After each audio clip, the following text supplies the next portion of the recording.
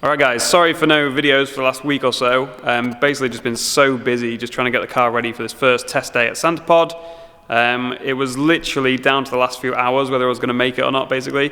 I was still putting things together and getting the car on the trailer and stuff at 2 o'clock in the morning on the day of the drift day. So we did make it. I only got there pretty late because, like I say, 2 o'clock in the morning, still doing stuff. Went home, got some sleep, and then had a 3-hour drive to get there. So I only ended up getting there at like 1:30 in the afternoon, something like that. So we only got a couple of hours because it closes at like 4 o'clock. So I only got a couple of hours really to actually go and test the car. But we did manage to get a few laps in. There's not going to be loads of drifting footage. And bear in mind, this is the first time I've drifted in 6 months. And the first time I've even driven a manual transmission car in 6 months as well, which is weird. And yeah, completely new setup. We started on the budget tyres, the 235 17. Jinyu tyres that I've always used on the car when it was NA. Started on them just to kind of ease into things and just make sure everything worked. Then we switched on to some Westlake 265 semi-slicks. Only got a couple of laps in on them right at the end, but you'll see that in a sec. So yeah, just want to set expectations. Don't expect good drifting or anything. This was literally just to make sure the car works, just see how everything goes, see if I get used to the car, see how it feels, and just make sure nothing breaks. So yeah, with that said, let's cut to the footage from yesterday, and I will catch you guys at the end of the video.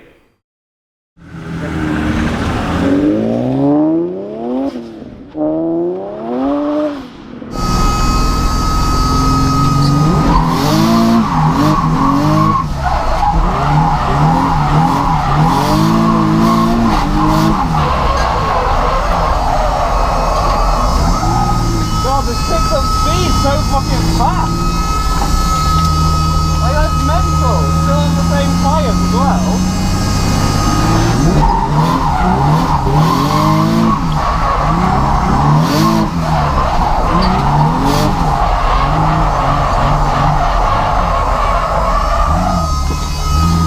Oh, this is weird.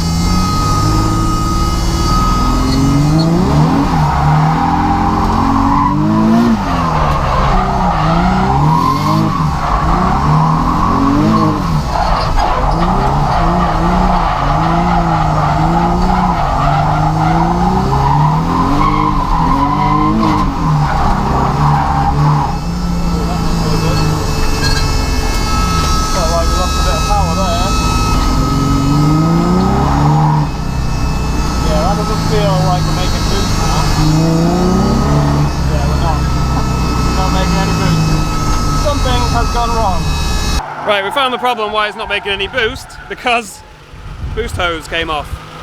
Shocker. I'm quite surprised that that one has come off actually, because that one is properly wedged in there. Like, it's really hard to get in. These other ones like could much more easily come off, but yeah, so we're just going to try to sort this out now. Also, the coolant is like boiling over and actually coming out of the cap, which is kind of odd because the cap is supposed to seal it. But yeah, this thing actually like boils and bubbles. So yeah, a few little teething issues. Right, we just changed onto the Westlake tyres. We're going to try and get one more quick lap in. It's like the very end of the day now. So I'm not sure if we're going to get another lap in, but I really want to get some practice in quick on these tyres and see what it's like.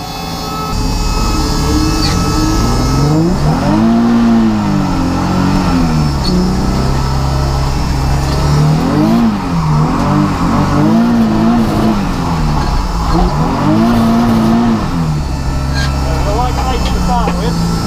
That was kind of to be expected.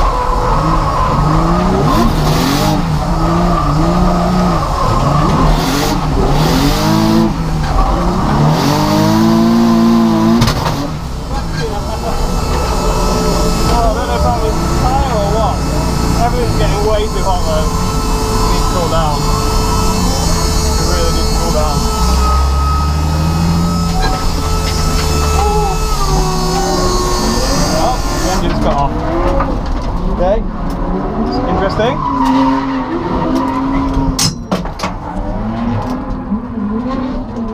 Why is the engine cut off?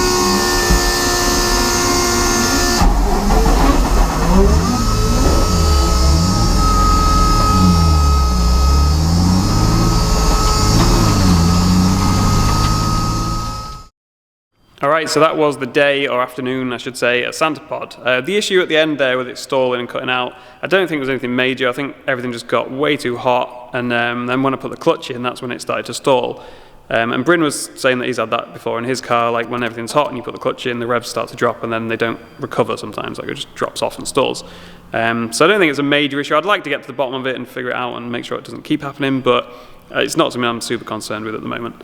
But yeah, the day overall was really good. Like, we didn't have many issues. The coolant getting too hot was the main sort of problem, but I have just spent some more time bleeding it and found there's still some more air in the system, even though I thought I got rid of it all. So that'd be one reason.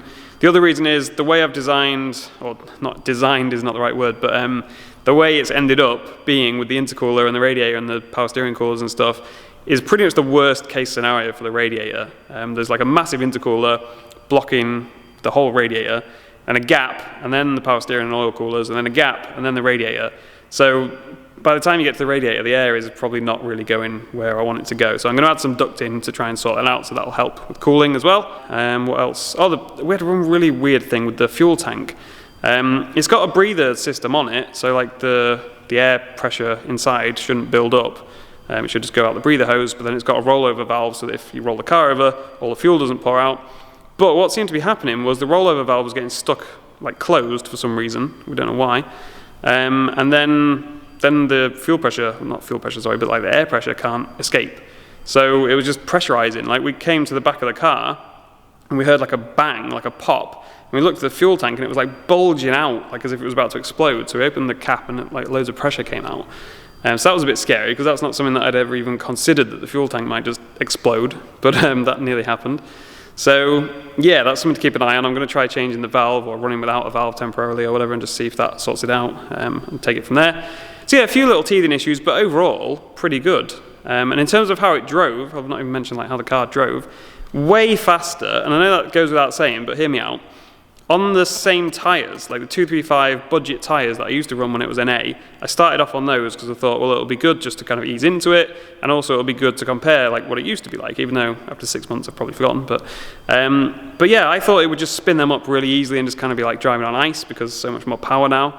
But they gripped up pretty well. When you're off throttle, they didn't. You still just washed out for miles, as you probably saw in one of the clips. But when you're on throttle, they gripped like mad. And like it was just so much faster than it was before, which I wasn't expecting on those tyres. And then obviously we switched to the 265 semi-slicks at the end. Only got like 2 laps in on them. But yeah, they felt faster.